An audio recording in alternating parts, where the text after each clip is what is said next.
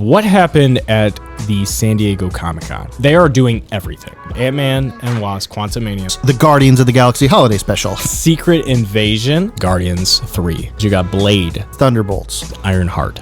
Agetha. Daredevil Born Again. Captain America 4. Wakanda Forever. Namor.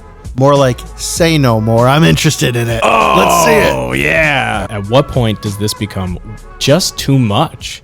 That's right, Chuck. Hello there. Assemble.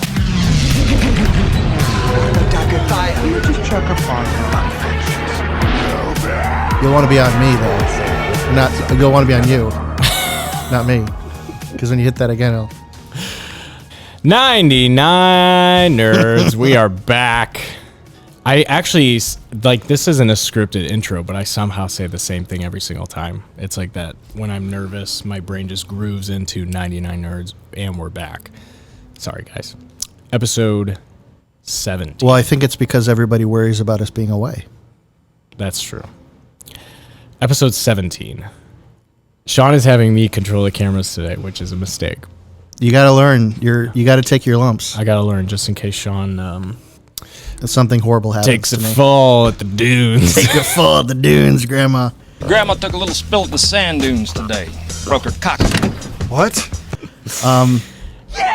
But anyway, no, dude, it's not that complicated. I mean, we got a bunch of crazy, weird stuff going on there. I figured I'd run sound and I'll let you do the visuals. We got it. Visuals. It's going to happen. All right, so guys, we're here to give you a pretty decent, but not too specific or too detailed recap of what happened at the San Diego Comic-Con. Because Marvel went completely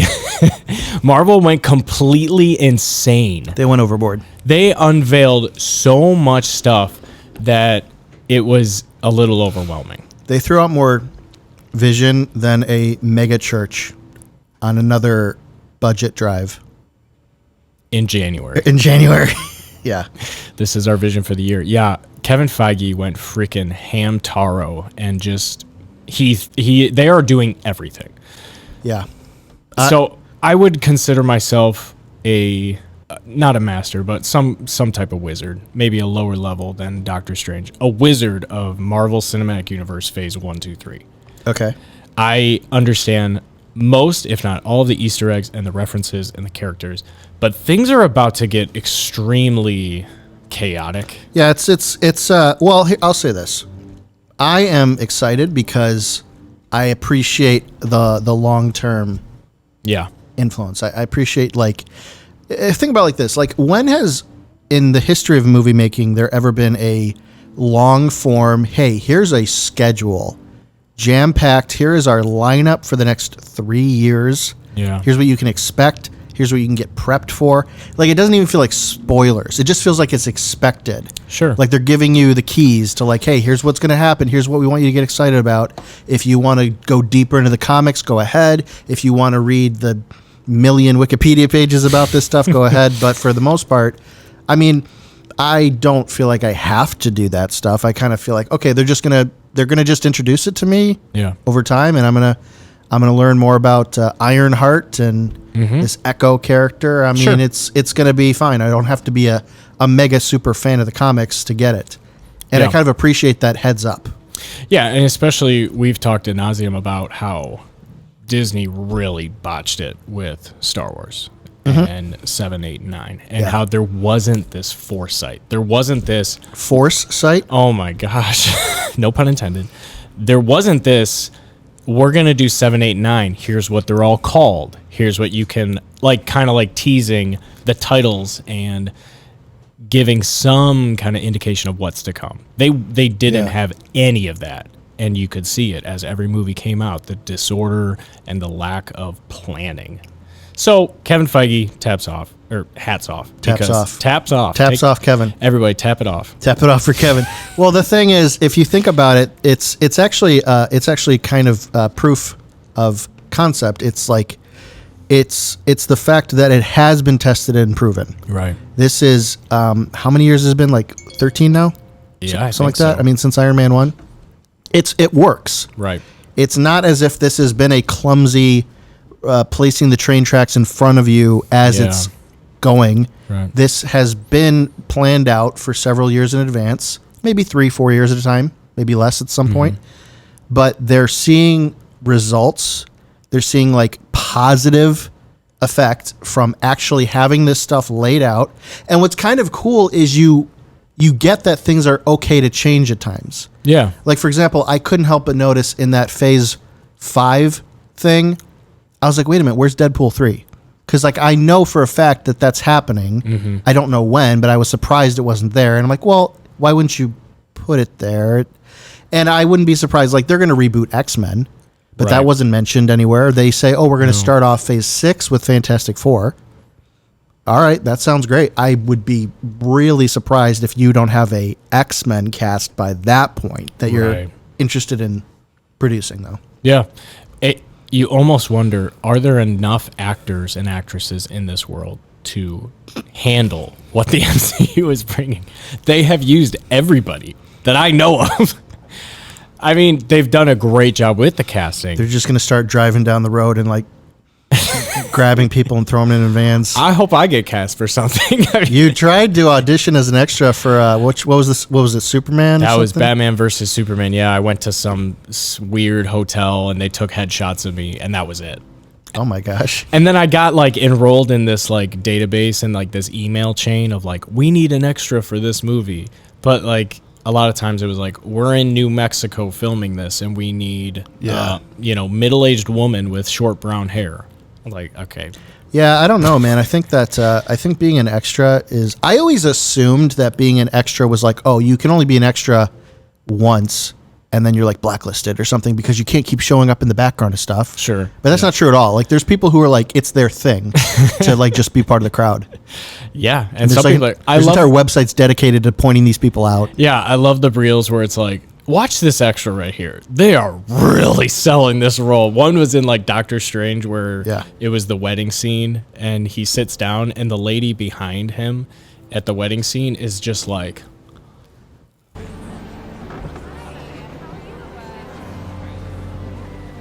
Doctor Strange. Oh my gosh! Like, she was like, what's her name? Winona Ryder when she was losing it at the acceptance speech for when Stranger Things won a bunch of stuff. Yeah, you put that little tidbit in David's review of Stranger Things. Yeah, because she was on crystal meth. Oh my gosh! Allegedly. Dang. Well, that's the implication. At least I gave when I put that there. Sure. All right. Well, let's dive into it. So Marvel kicks this thing off, and they're like, "We're going to give you the Phase 4 rundown." It starts with Ant-Man and Wasp, Quantumania. Oh, you mean Phase 5? Yes. Well, because maybe we should mention Phase 4 is almost done. I think it is done. No, She-Hulk. Oh, okay. Well, here's what I'm confused by. She-Hulk should be. It is next, right? It's September. I believe so. Or is it this month? Let me look it up, Sean. So you have She-Hulk, and then Wakanda Forever, dude. Yes. And that was the only thing on that that graphic I saw. But I'm surprised because you'd think that they would have also had, of course, the Guardians of the Galaxy Holiday Special. How do you ignore that? That's like clutch, very critical, very important. Yes. So yeah, She-Hulk, which. Honestly, I don't know. People have gotten a little cynical about the state of the CGI in that. Right. And I think that's fair because my understanding is, like, in the last few months, there has been a lot of people kind of coming out who are CG artists saying, hey, I've worked on Marvel movies. Their schedules are unbelievably unfair. I mean, they're asking so much so quickly. We have to cut these corners. And it's just not, they shoot their stuff in a way that isn't fair. We have to rotoscope all this stuff. Basic principles are being ignored, and they're kind of cutting all the corners. So I think that the She-Hulk thing is a interesting example of like, hey, if you don't like the CG, we're sorry. It's not our fault. We're trying to do our best here, and they're not giving us what we need to do our best. Right. So I did not know this about She-Hulk. I was learning some stuff today. She is a character that is not afraid to break the fourth wall. She will talk to you about how she is a comic book character, much like Deadpool does. Dang. So people are... There was that moment in the trailer. That's probably what that is in reference to. He doesn't mean that. Yeah. Okay. And there are people who are hoping she will talk about how bad her own CGI is. That'd be a bold strategy, Cotton. Let's see how it works out for him. So, all right. So back to at San Diego, Kevin Feige stands up there like the Steve Jobs he is to show you the new iPhone Phase 5. And it starts off with Ant-Man and Wasp, Quantumania. They showed a brief trailer. And in this trailer... Oh, they showed the trailer? I think it was... It's not been released yet, has it? No, I don't think so. I was listening to some reactions, and the big oh my gosh moment was at the end. Kang shows up, and Scott Lang says something along the lines of like, well, I'm an Avenger. And he responds with, oh, you're an Avenger? Have I killed you before? Oh my God. And then it ends. Dun, dun, dun. I hope you like pain. Yeah, he gonna get people. I think I've learned a lot in the last 48 hours. I've been listening to a lot of content to kind of clue me in on where this is going, because straight up, I mean, they unveil 4 and 5, and I recognize 20% of the characters and the story arcs. Well, I'd say that if they're trying to do... Well, here, actually, I'm confused that it's Quantumania is in Phase 5. Because in all actuality, I don't know what Phase 4 was ultimately about. Then Yeah. would we say Phase 4? Where did it start? Is it Black Widow? Like is Phase 4 post Endgame?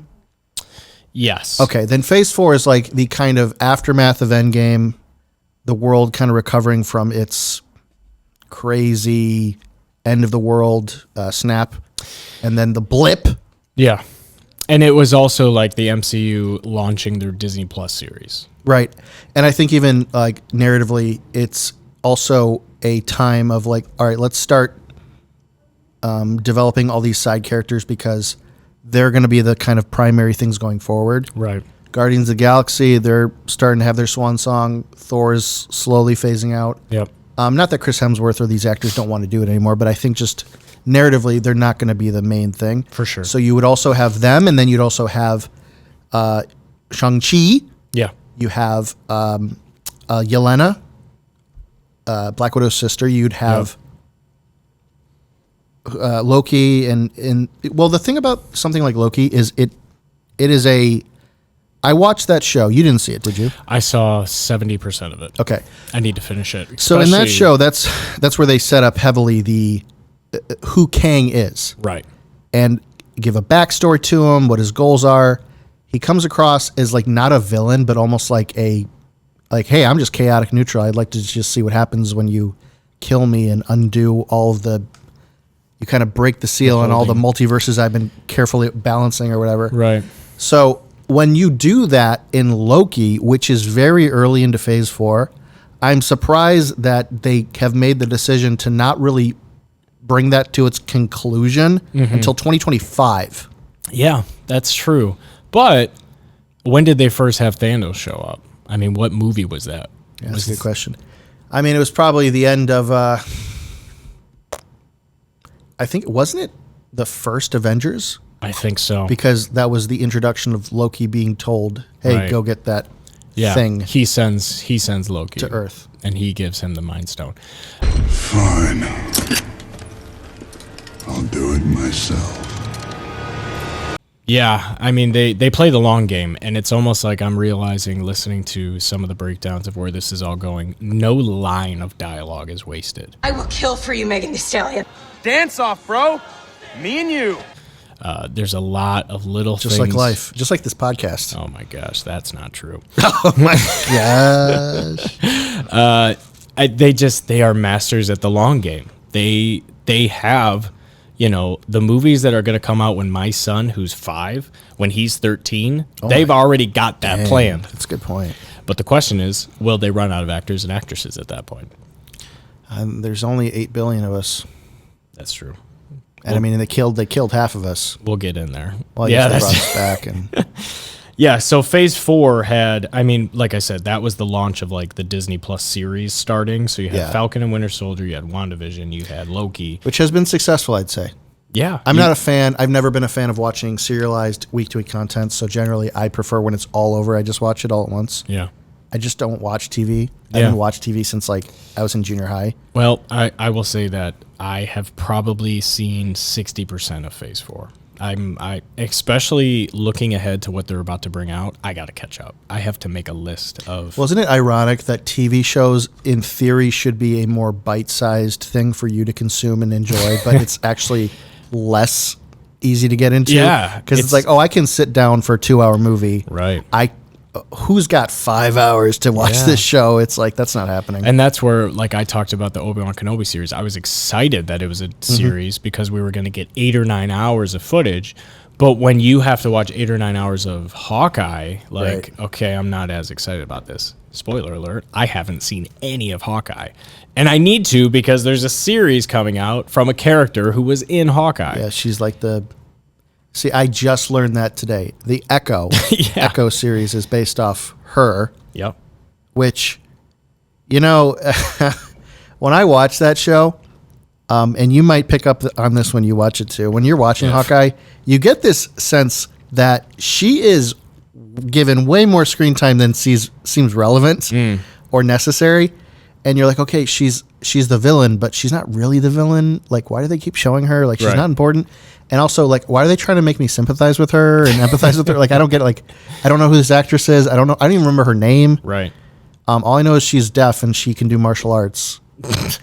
And I kept thinking, well, there's a recurring thing in the show where Hawkeye has got like hearing problems, which is actually kind of a funny bit. He's like got tinnitus and he's got a hearing aid, and they're like, hey, why is your hearing so bad? And then it's just like a quick jump cut montage of all the times he's fallen through a building or went through a window or something.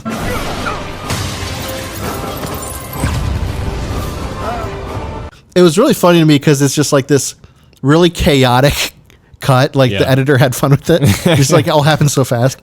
And he's like, I got some problems. And so I don't know. I always like assumed that there was something about the series like, okay, he's losing his hearing. His villain is deaf. Yeah. Is there something about that? Well, come to find out, really the only reason that this character, and I don't think her name is Echo at all.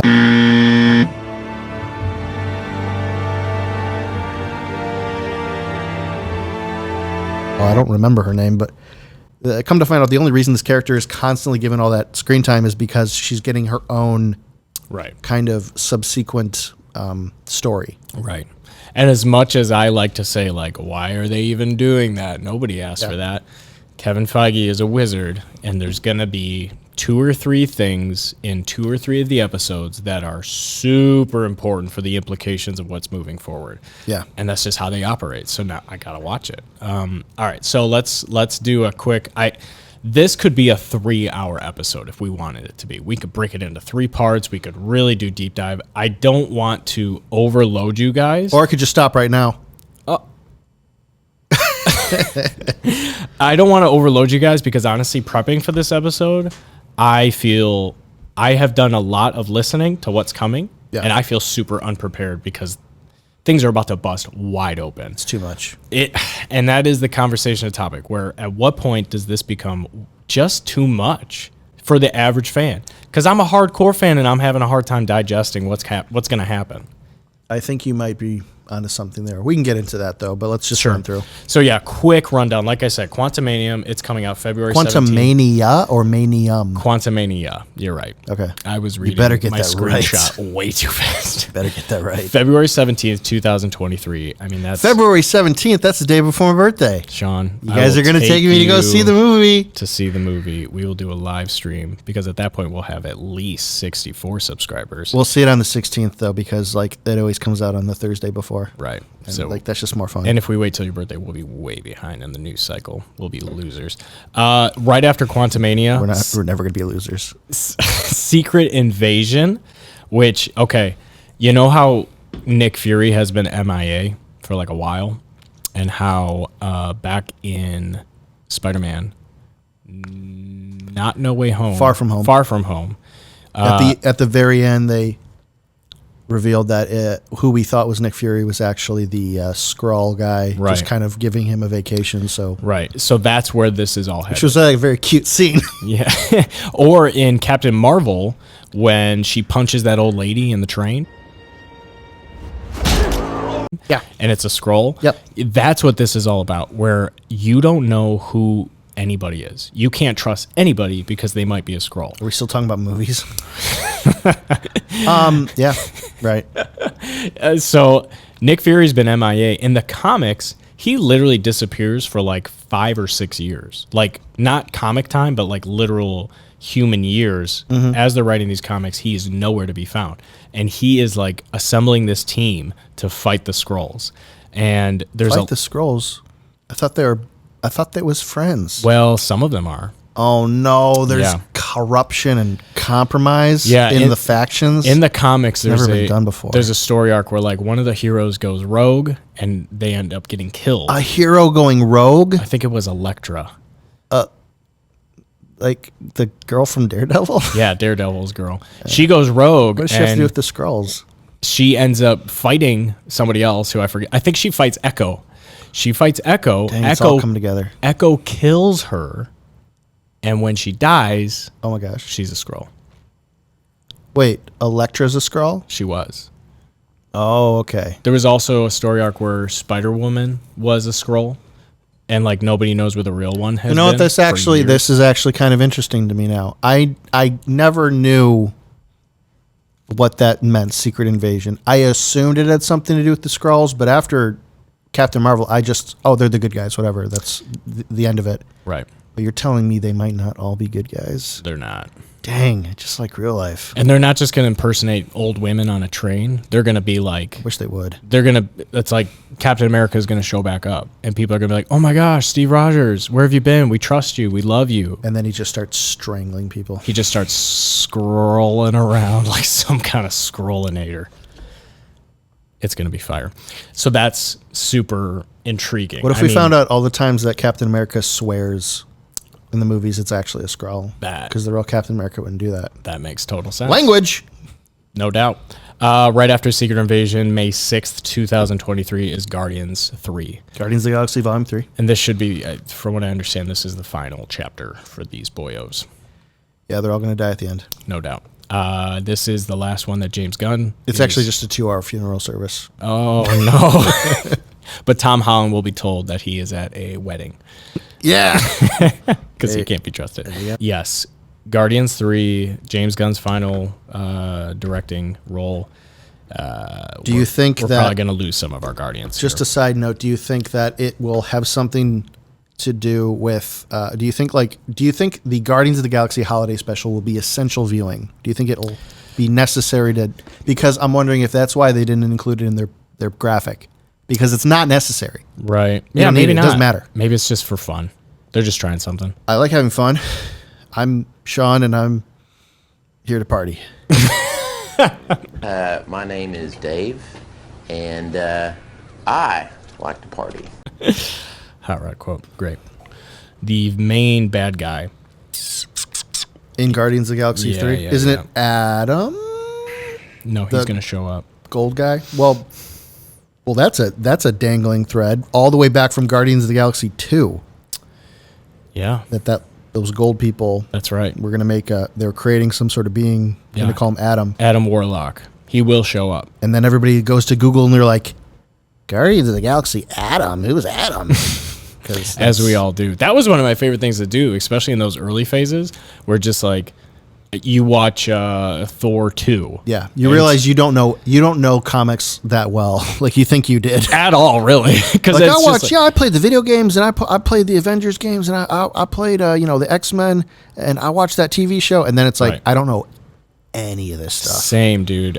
I would go home and immediately like Thor Dark World Easter eggs, Thor Dark World, tie-ins, and just read, oh, this guy's from this episode of this Avengers series, which means they're probably going to head down this storyline with this comic book.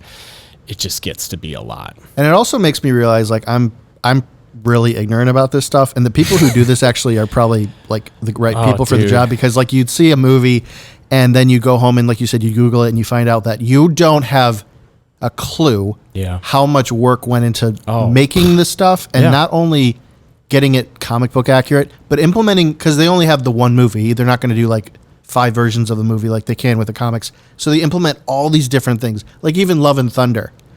Like I had no idea that all that stuff that was in that movie was from the comics. Yeah. I just assumed like, okay, where do we take Thor? Okay, well, let's get some writers and come up with some ideas. It's like, no, they just pulled stuff out of the comics, Yeah. which is probably the right way to do it. But again, it gets into what do you pull out of the comics? They do a good job of like, it's like usually like an 80% blend of comics. We're sticking to the story, but we've got 20% of the story where we're really going to take it our own way. Yeah. Somebody was breaking down how the Infinity War series in the comics, Silver Surfer is like the guy. He is the main character in that storyline, and they don't even have a Silver Surfer right now in the MCU. And Is that because like Galactus is relevant throughout all that? Yeah. And it's just, they didn't even have him, but they made it work, and they made it epic. So that 20% of like, we're going to kind of take this how we want to with what we've already set up, they do a great job of kind of floating that 20.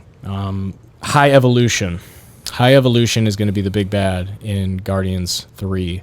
He is essentially obsessed with evolution. He can evolve himself, and he's extremely powerful because it's almost like if he's fighting a bad guy who has superpowers, he can immediately evolve to defeat that superpower.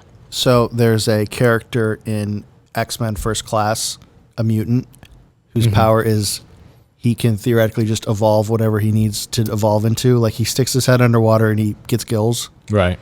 And it sounds like a cool idea for a character, and then he proceeds to get killed like instantly without a fight by the villain, by the bad guy, Kevin Bacon. Which one was that? I don't remember.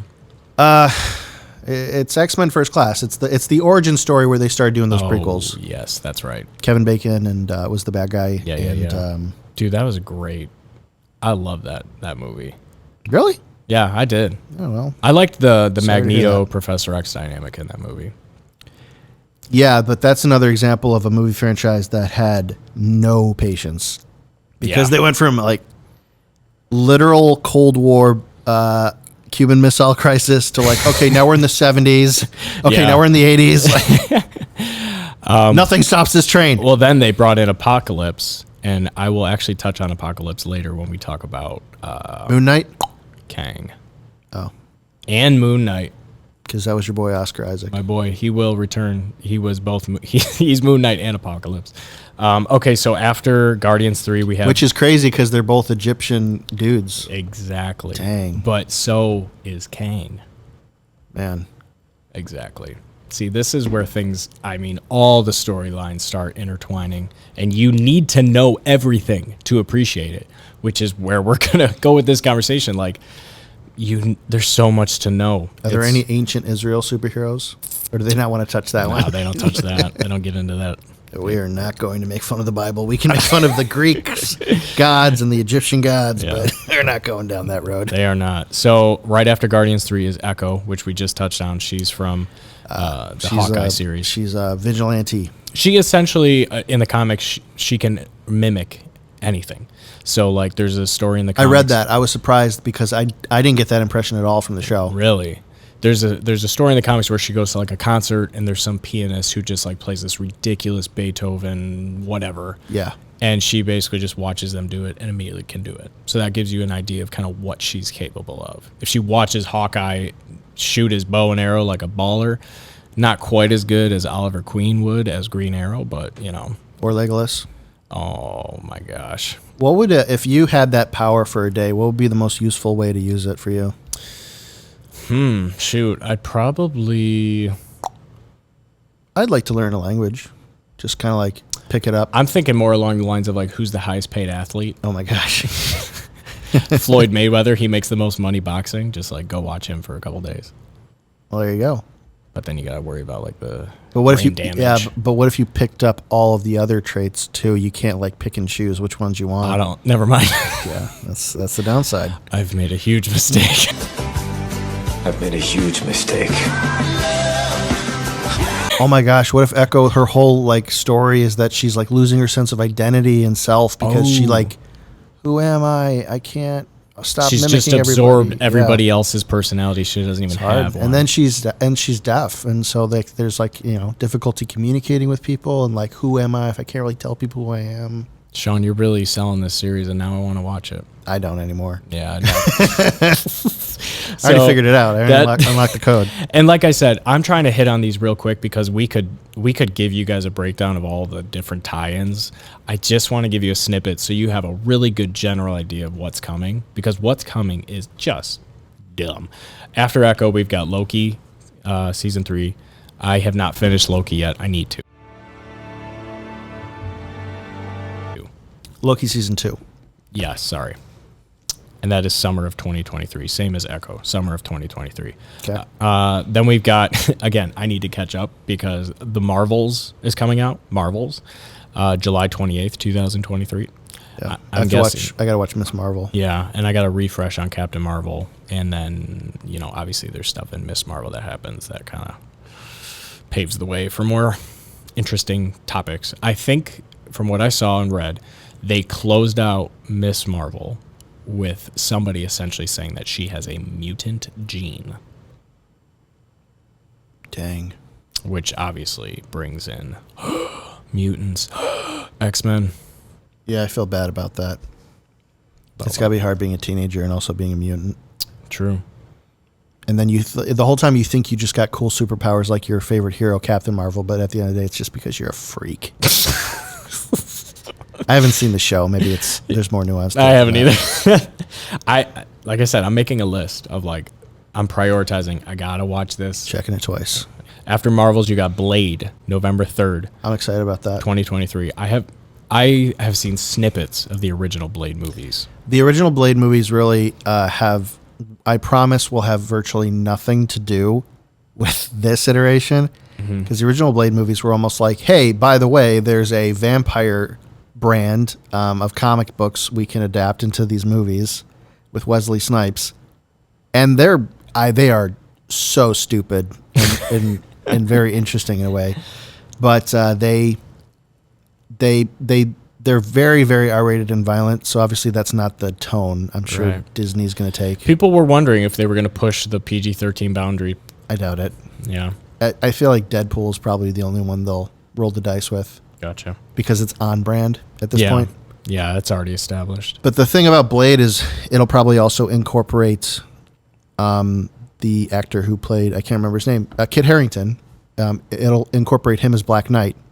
You didn't see it. You didn't see Eternals. Eternals kind of post-credit scene introduces that idea that character is going to be known as the Black Knight, and then Mahershala Ali will be Blade. And supposedly they'll have some sort of team-up thing going on. Yeah, there's a lot of speculation. So I'm excited for that one. It's almost like a whole segment. Isn't Moon Knight kind of tied in with Blade? I don't think so. I don't know. No. Okay. Well, I mean, I'm just way into guys killing stuff with swords. I don't get enough of it from Star Wars. I don't. Well, we've also got, we're not going to talk about this at all other than right now, but we've got the Lord of the Rings series coming up. Yeah, be true. Amazon has spent every dollar in the entire economy of the U.S. on this show. All of that Prime money, every cent of it, it's all has led to this. I'm a little confused because I'm looking at this picture. I want to bring up Wakanda Forever. I don't see it on here. Where am I? It's Phase 4. Yeah. Oh, is it? Yeah, it's this year. Okay. You're looking at it next year. Then we need to pause on Phase 5 and talk about Wakanda Forever. The trailer dropped. Stop everything and go watch it. No woman, no cry. What kind of movie do you think it's going to be? I'm convinced that trailer is maybe one of the best top 5 trailers I've ever seen. It got you hype. It got me hyped. It sounds like you were compelled. I was compelled, and I will say that I really enjoyed Black Panther, but I thought Black Panther was a little overhyped and a little overrated because people were like, this is the best superhero movie ever made. And I understand what it means for the black community to have their guy front and center. I understand that. I just thought if you're going to bring, what's his face? Michael B. Jordan. I was actually surprised that Michael B. Jordan got killed. I was going to say that too. I was, in hindsight, that seemed like a bad move. He shouldn't have been a one and done villain. Whatever. I don't know enough about him in the comics, but in terms of like the way people were talking about the movie before I saw it, I thought like Michael B. Jordan must be like a super important character. He wasn't. Black Panther, to be honest, that movie actually was always in a little bit of a weird spot. and I'm glad it worked out so well because the character's already been established from another movie, and you kind of have to organically and naturally introduce Wakanda as this advanced nation. Here's all the things you need to know about it. But then you also need to give a character arc for the main character. Mm-hmm. And then you also have to give a realistic and competent and meaningful arc and motivation for the villain. Yeah. And you also have to establish all of these like side supporting characters that are relevant. So I mean, it was a movie that could have not worked at all. Sure. And then ironically, of all the goofy things, I think it's Martin Freeman's like weird, like goofy CIA agent. Mm-hmm. He kind of like ties it all together. Yeah. And I think that's actually, if you think about it, it's a really good creative decision because what you need in a movie like that is you need the audience surrogate, like the everyman. Mm-hmm. Like, what you call the straight character who just is a blank slate. He doesn't know anything that's going on about Wakanda. All this stuff is new to him. And it allows the story to naturally reveal the setting and all the technology and the rules of that country to him instead of characters having to like unnaturally explain it to each other. Yeah. So I think if the new movie lacks that, because maybe we don't need it for Wakanda, but they're introducing Namor, obviously, and they're going to introduce this whole, I don't know what his people are called. It's Atlantis. Atlantis, okay. Yeah, it's, so the trailer, like I said, I think it's the best trailer that Marvel has created. I think that this movie is one of the most important movies that they will create because of the, Chadwick Boseman dying. You can see in the trailer, they are for sure going to honor him in this movie, and it's almost like dedicated to him.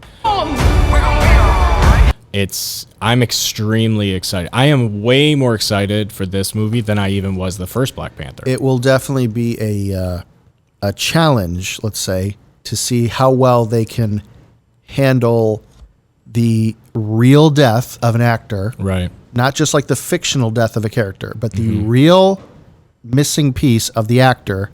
How do they naturally hand that off in a movie that feels genuinely respectful, well done, and interesting, but also doesn't like feel like it's corrupted and poisoned by the fact that like, hey, we're just making movies to sell tickets and make money, Yeah.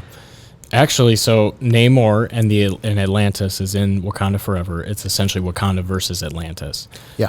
There was that really, really, really tiny line in Avengers Endgame where they mentioned something about, underwater earthquakes or something that was these disruptions, and everybody was like, oh, I bet that's Namor. Every line of dialogue matters, dude.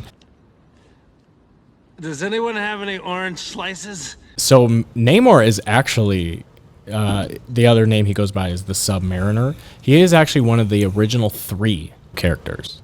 It was Captain America, Human Torch, who was actually a robot, and Submariner. He was like the 3rd original Stan Lee character. And so it's kind of cool that they're finally bringing him into the fold. I don't know if he's going to play a massive role, but Wakanda and Atlantis are almost like the same. They're both just like these super isolated communities. They're hidden away. They're tucked away. They're all about, like, Namor isn't really a villain as much as he's just like, I'm going to protect my people and my place. A lot of people are speculating and hoping that Doctor Doom may be involved in this movie, maybe not directly, maybe indirectly, that he almost like is the one who pits Wakanda and Atlantis against each other. Dang, just like Zemo. War. Yeah, exactly, because he is the leader of, I forget what his country's called. Dr. Doom. It's not Latvia, but Russia. It sounds like it. Russia. I gotta look it up. Hey, Wakanda Forever, Namor, more like say no more. I'm interested in it. Let's see it. Oh, yeah. All right. Very good. Moving on. It's fictional, right? Latveria. Oh, Latveria. It sounds exactly like Latvia. Which ones are your lats? Those are right here. It's the wings. Okay. There you go. All right. So anyway, that's phase 4. We kind of backtrack for a second. We did, but the reason I did is because what happens after we just mentioned Blade in phase 5, what happens after Blade is Ironheart. Ironheart appears in the Wakanda Forever That's trailer. right. She's introduced. Her and Shuri have a partnership. They're sisters. Dominique, or I can't remember the actress's name, unfortunately. But yeah, she's already been cast. She's already been like, this is going to be Ironheart. Yeah. You even see in the Wakanda Forever trailer, she like cuts out a heart in the iron and hits it with a hammer. A little on the nose. Yeah. I was watching it and I was like, wait a second. I wonder if that's Ironheart. Wait, frame by frame that. Hold on. And we also 10 secrets you missed in the Wakanda trailer. secret hidden eggs. We didn't mention that we don't know who Black Panther is at the end. At the end, there is a very brief clip of Black Panther clawing the job. And when I wake up, Okay. Clawing the job. And we don't know who it is. It could be Shuri. It could be his girlfriend chick. Can we just find out when we see the movie? We could just find out. I think it's going to be Shuri because her and Ironheart are like brohammers. Or brohammers. Remember, that's the female version of bros. Brohamas, yeah. I don't think If that's my it. Latin is correct. Ancient Hebrew, actually. So Ironheart comes out in Ironheart comes out in fall 2023. Ironheart pops into the Wakanda Forever. She is a genius MIT student who creates her own iron suit with no help from Tony Stark at all. She doesn't know Tony Stark, and she does it without an arc reactor. Which So then the FBI probably comes in and says, like, ma'am, you actually cannot do this. Yeah. This is a weapon. So there was a Funko Pop that has already been released, and it is Ironheart from Wakanda Forever, and it is just like Iron Man's first suit. It's all pieced together, and it's like, it looks super janky. But her story arc is like, she's a genius teenager from MIT who makes this suit herself, and then she basically eventually takes on the mantle of Iron Man. I don't know how I feel about the future if it involves major things getting spoiled by Funko Pops. That's the world we're living in. It's better than being spoiled in Fortnite. Dang. Oh my gosh. Oh man. That is something that will never be forgiven. Palpatine has returned.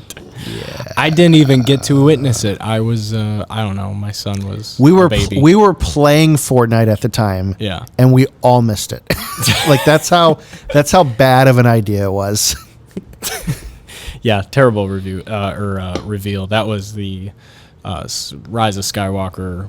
Palpatine has returned. Unveiling was through the video game Fortnite in a live event that you had to be playing the game during the live event to actually see.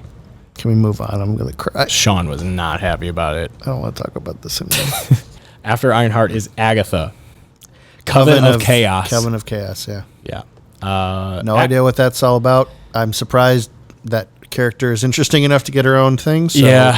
Go ahead. Is it just because the actress is like cool?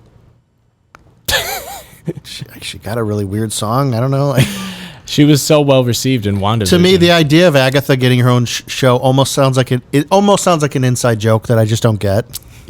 yeah, a little bit. So I mean, hey, whatever. Good luck with that. They might dive more into like the Stronghold history and like the full implications of what was going on with Wanda. And they might even bring back Wanda. Oh my They gosh. should. They need to. She's like one of the like pillars right now. No one's ever truly gone.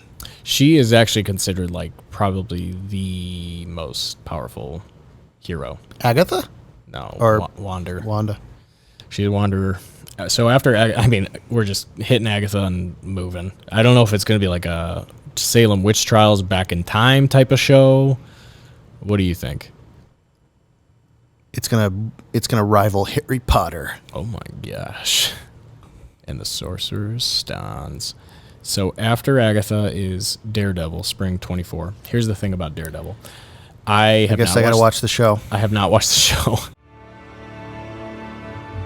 Yeah. It's called Daredevil Born Again. From what I understand, and from the research that I've done in the last 48 hours, the comic book series Daredevil Born Again is considered, if not the best, one of the best comic book story arcs of all time across all comics, from some reliable sources that I found on YouTube. What do you think? I got turned off by Daredevil so bad by the Ben Affleck movie. And the fact that it was constantly on TV over and over again. What I will say is that I've heard nothing but good things about the show. Yeah. Which is interesting because that show came out at a time and in a place where the idea of doing Marvel like character shows wasn't really like. That was before Disney Plus even existed. Yeah, they weren't like, it wasn't the kind of thing that was getting the full support of like Disney's kind of avenue. So that was the route that DC was taking, though. I wonder, that stuff was all about weird separate rights and like licensing things. Sure. So it's like, okay, we'll do a Luke Cage, Iron Fist, Daredevil, Jessica Jones thing, but these characters aren't showing up in the movies. Right. It wasn't even until Spider-Man No Way Home that you even saw them officially acknowledge that character. And it was kind of like he rose to the top. He was the most popular. He was the most well-received. So they were like, let's throw this guy in. And I'll definitely catch up on that show. I think, I can't remember the name of the actor, unfortunately, but the guy who plays Punisher. I mean, that just seems pitch perfect. Yep. Lots of memes. The guy from Walking Dead, Shane. Yeah. I forget his name in real life, though. He played Lee Iacocca in Ford v Ferrari. I think he has a real life name. Probably not. Nah. David you give that up when you work for Disney. David has been preaching Daredevil to me for approximately 3 years. I like the title Born Again. Yeah, he'll be in She-Hulk. I think when we didn't even mention She-Hulk, but we kind of did before. She's a girl, tall one, green. She-Hulk does not like have the rage of Hulk. Kind of like how at this point Professor Hulk has like controlled it.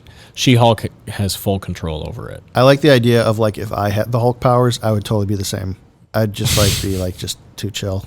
Way too chill. Yeah. Yeah, it was kind of described that she has like 70% the strength of Incredible Hulk, but she's still a force to be reckoned with, even at 70%.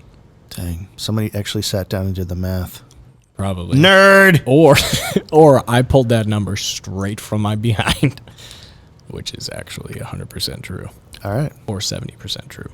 So after Daredevil, which again, that's something that I think, from what I've heard, that story arc is so good that we will probably do a really good deep dive into what is coming with that. It's such a good storyline. But we've got time. Will get it tattooed on his face. Oh, no doubt. All right, then. So that's spring of 24, so we got time to learn about it. After that is Captain America 4, which obviously we all know at this point. New World Order? New World Order, and this is Sam. Yeah. Sam is no longer Falcon. He is Captain America. If you watched Falcon and Winter Soldier, you kind of saw how the story played out. If not, I would watch it. I thought it was really good. I feel bad because literally every time I refer to that show, I accidentally say Captain Falcon. Yeah, it's just really hard to just Captain America. I know I just picture the other guy. So I call him Captain America. I get it, but I just keep thinking Falcon, and so just Captain Falcon seems so much more natural to me. I know. It's the first time that like a character is taking the mantle of another character that we already know and love. Yeah. I mean, it's happened a lot in the comics, but in terms of the movies, it's going to be weird, but I have no problem with it because I think they made the transition. I liked that show. Yeah. But actually, I'll say what's funny is that show really was a pivotal origin story, or not origin story, but kind of transitionary story for Zemo. Right. Now, Captain America New World Order is interesting to me, not because of that movie, but because the next movie is Thunderbolts, which is the Zemo pseudo, like Suicide Squad type villain team-up movie that will have its own kind of thing. I'm actually very interested in that. Yeah, I don't know much about it, and when they announced Thunderbolts, it was 18 miles over my head. It's like, okay, cool. Yeah. That with Thunderbolts, that closes out phase 5. All right, guys, that's going to close it out. Thank you for listening. Listen on Spotify. Give us a rating. Like, comment, subscribe. That edit that Sean did on our last episode was really nice. I'm going to copy that, Sean. Those buttons right here. Looks really good. Thank you, guys. Seriously, thank you for listening. I mean, I thoroughly enjoyed researching for this. I mean, listening to those podcasts talking about the MCU is a lot of fun for me. So it doesn't feel like work, but we try to come in front of these microphones with some knowledge, and we want to inform you. We want to inform you as much as we can. So thank you for listening. Like, comment, subscribe, listen on Spotify, watch the YouTube video, tell somebody that you know about us, and only you can send us to the moon. So we thank you.